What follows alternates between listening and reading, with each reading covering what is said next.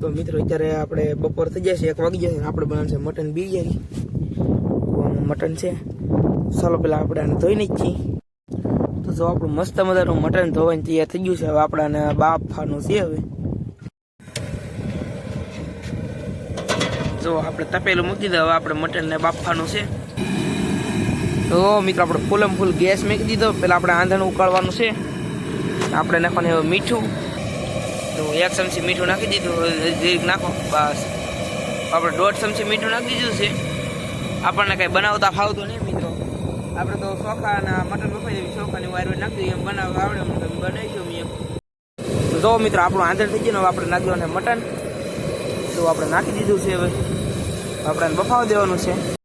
તો મિત્રો આપણે અત્યારે તો હળદર નાખી દીધી, લીલા મરચાં નાખ્યા, ડુંગળી પણ નાખી દીધી. હવે આપણે આને ઘડીક વાર ઢાંકી દેવાનું છે. ચાલો ઢાંકી દઈએ આપણે આને. તો જો આપણે મસ્ત મજાના ચોખા ધોવાઈ જશે.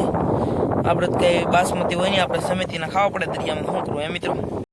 તો જો મિત્રો અત્યારે આપણે ચોખા પણ નાખી દીધા છે. ચોખા ને મરચું તો તમે કંઈ ઘટે નહીં, નેક્સ્ટ લેવલ ચડે છે. ચાલો પહેલાં પકાઈ નાખી, પછી તમને મળી ગયું વિડીયોમાં આગળ. તો જો મિત્રો આપણે હવે સડવા આવી ગયું. હવે આપણે નાખવાની છે આમાં કોથમરી. જોઈ શકતા છો કોથમરી બહુ કંઈ લાટ નથી એટલે આપણે થોડીક મળી લીધી. તો ભાઈ સડવા આવી ગયું છે, કંઈ ઘટે નહીં મારા વાલા. જો આપણે નાખવાનું ધાણા જીરું. હવે ધાણા જીરું નાખી દીધું છે. જો આપણી મટન બિરયાની ફાઇનલ રેડી થઈ ગઈ છે.